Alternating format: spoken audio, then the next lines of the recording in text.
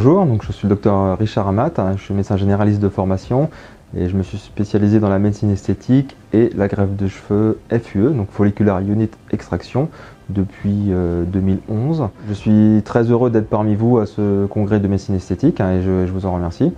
Donc je vais essayer de vous présenter mon avis, mes opinions sur les nouveaux appareils en greffe capillaire automatisée FUE. Selon une étude Artas, donc Artas qui est un fabricant de machines automatisées, en 2020, 75% des greffes de cheveux se feront par la technique FUE, au détriment de la technique dite de la bandelette, qui avait l'inconvénient de laisser une cicatrice à l'arrière du crâne et d'avoir un aspect un peu moins naturel, puisque les greffons automatiquement étaient plus épais, plus gros que les greffons en FUE, qui sont en moyenne de 0,8-0,9 mm de diamètre. Alors, la machine la plus médiatique est le robot Artas, qui permet de prédécouper les unités folliculaires, mais qui nécessite l'intervention humaine pour les prélever. Cette machine reste réservée, à mon sens, à des gros centres de greffe de cheveux avec une très forte activité, puisque c'est une machine très onéreuse et qui nous oblige, nous médecins, à reverser des royalties à chaque greffon utilisé. Pour vous donner un ordre de prix, pour 1000 greffons, il faut compter 10 000 €. Donc ce qui est exorbitant par rapport à une greffe de cheveux FUE, et sans en avoir forcément de réels avantages en termes de qualité des greffons. L'autre machine que j'ai utilisée est le NeoGraft, qui a évolué récemment en NeoGraft 2.0 avec quelques innovations, l'écran tactile, une petite modification des pièces à main, mais le contre-angle reste semblablement identique à l'ancienne version.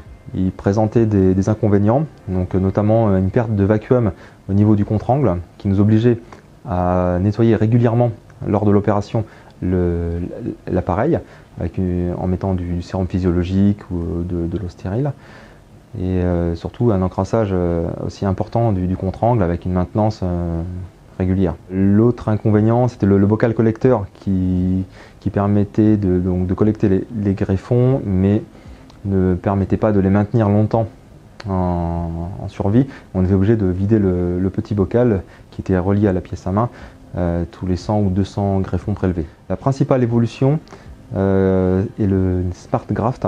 C'est une nouvelle machine que j'ai pu tester et j'étais agréablement surpris de son efficacité et des innovations qu'il présente.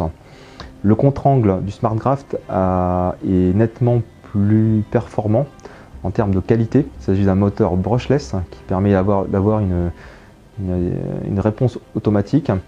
Donc c'est toujours un contre-angle avec une lumière LED qui nous permet de bien voir la zone de travail. Le bocal collecteur n'est pas relié au contre-angle, à la pièce à main directement.